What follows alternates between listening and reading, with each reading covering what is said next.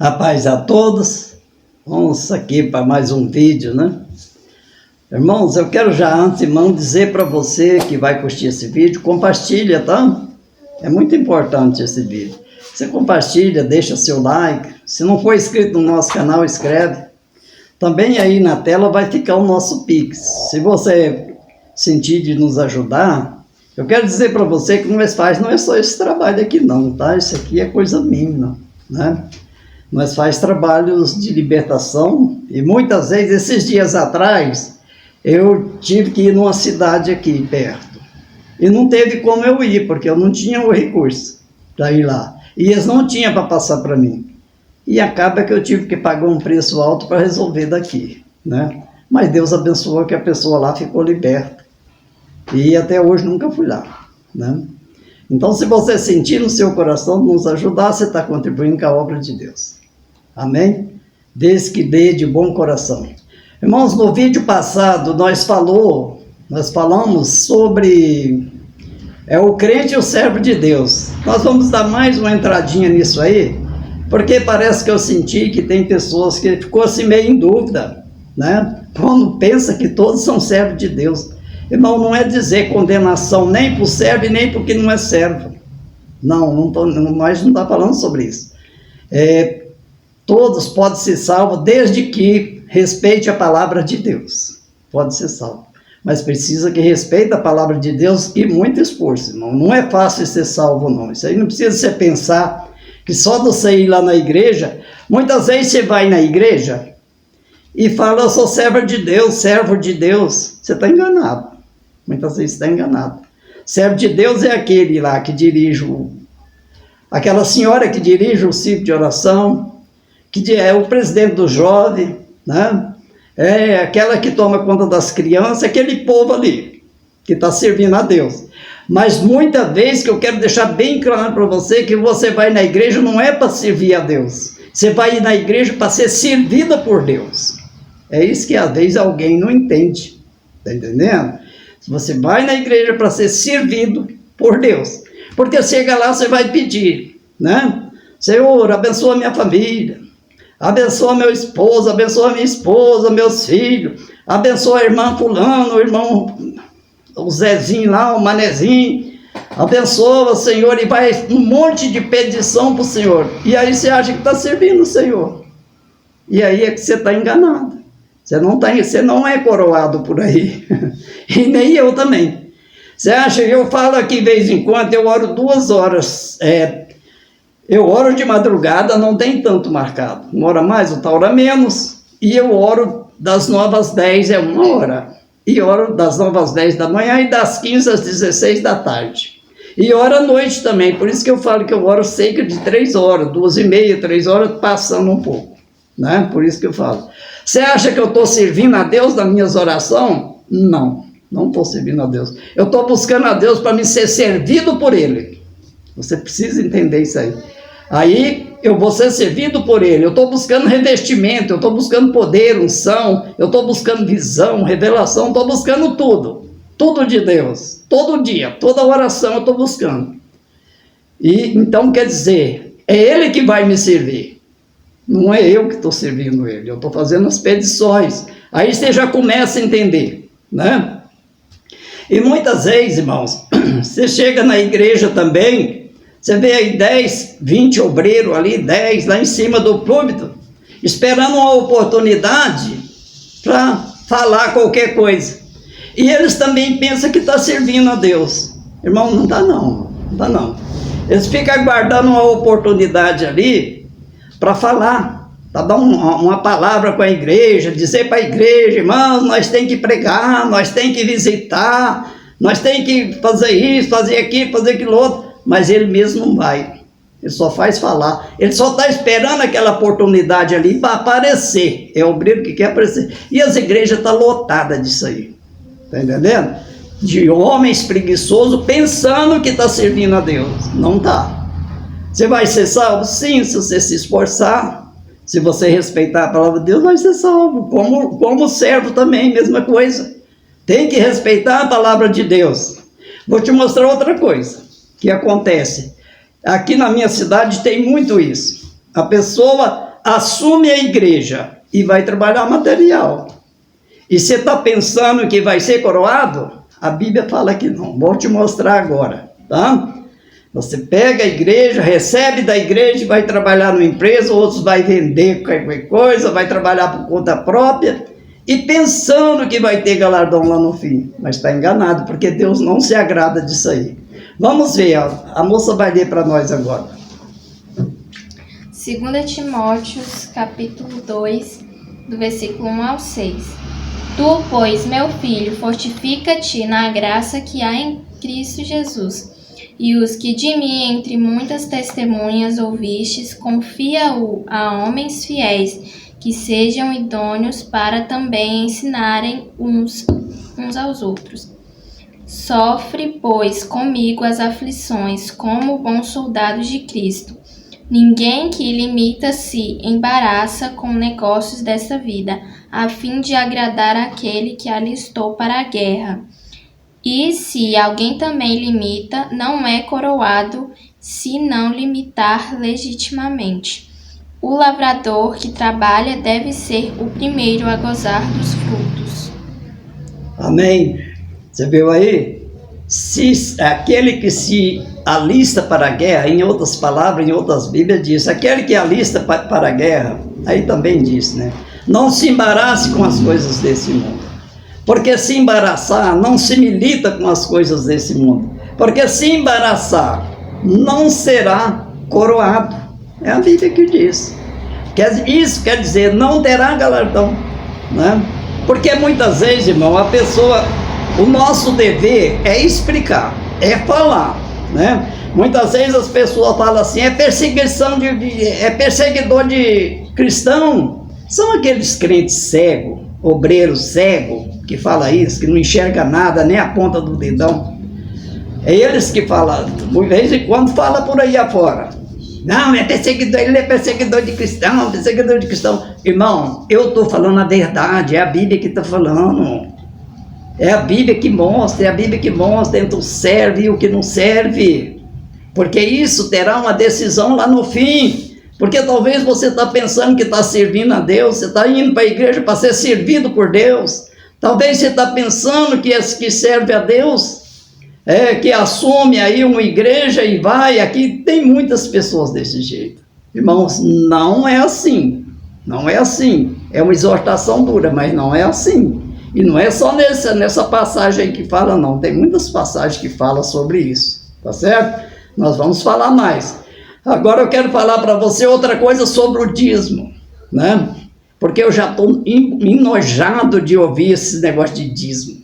Dízimo para lá, dízimo para cá, fazendo chacota, falando sem conhecimento. Porque uma boa parte, irmão, do povo que fala sobre dízimo, ele não tem conhecimento. Nem Bíblia. Tem deles que nem Bíblia lê. E fala assim mesmo, trazendo maldição para si próprio. Eu vou deixar uma explicação para você, que você que é contra o dízimo, você que fala contra o dízimo, você não vai falar mais nunca. Está entendendo? Porque o dízimo, eles dizem, o dízimo é da lei. Na lei, na graça não tem dízimo, não falou de dízimo. O dízimo não é da lei, o dízimo é da fé. O dízimo não é da lei, o dízimo é da fé. O primeiro que deu o dízimo foi Abraão. E Abraão não era da lei. Abraão foi bem antes da lei. Então, ele deu por fé aquele dízimo. O dízimo é para quem tem fé. Para quem tem fé. Ter fé não é para fazer ele cumprir. É ter fé de entrar com ele lá. Depois que você der o dízimo, você não precisa ter fé, você não precisa ser...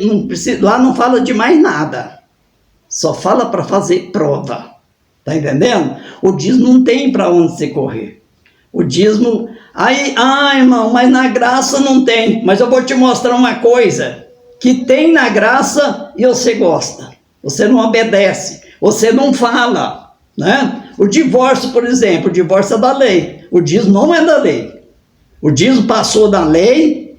Por que passou na lei? Porque ali havia os levitas. Né? Cerca de 3.000 levitas.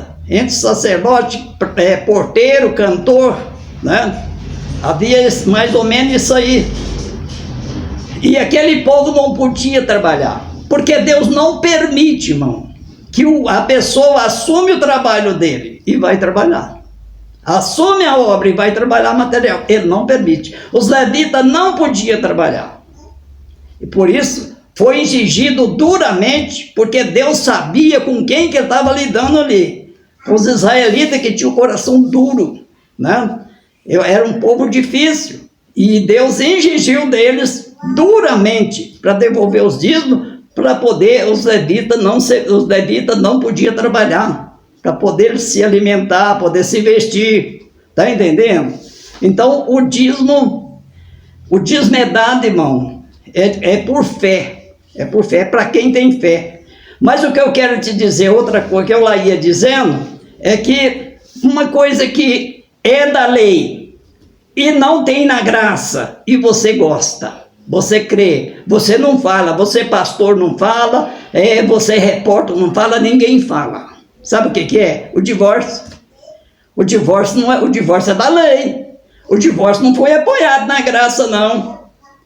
Porque o dízimo, por exemplo, ele não tem apoio na graça, mas também não tem proibição. Mas o divórcio tem. Jesus falou, eu não aceito.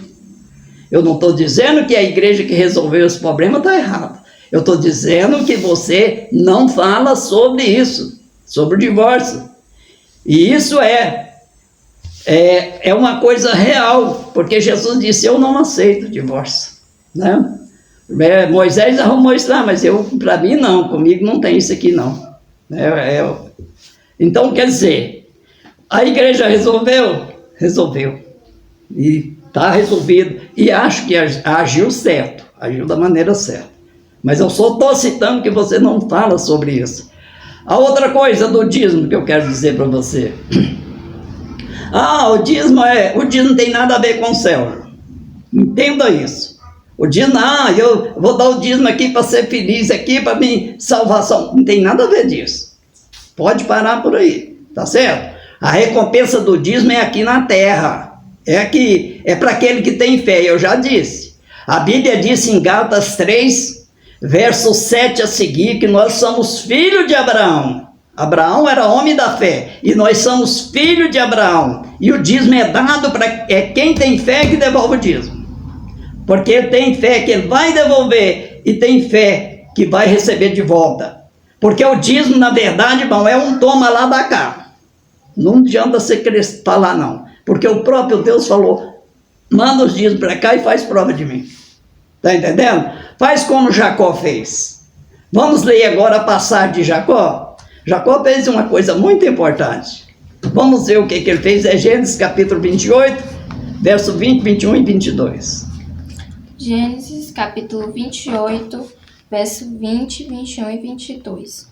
E Jacó votou um voto dizendo, se Deus for comigo e me guardar nesta viagem que faço e me der pão para comer e vestidos para vestir, e eu em paz tornar a casa de meu pai, o Senhor será o meu Deus. E esta pedra que tenho posto por coluna será a casa de Deus, e de todo quanto me deres, certamente te darei o dízimo. Viu aí? Tudo isso aí. Então, quer dizer, Jacó era muito esperto.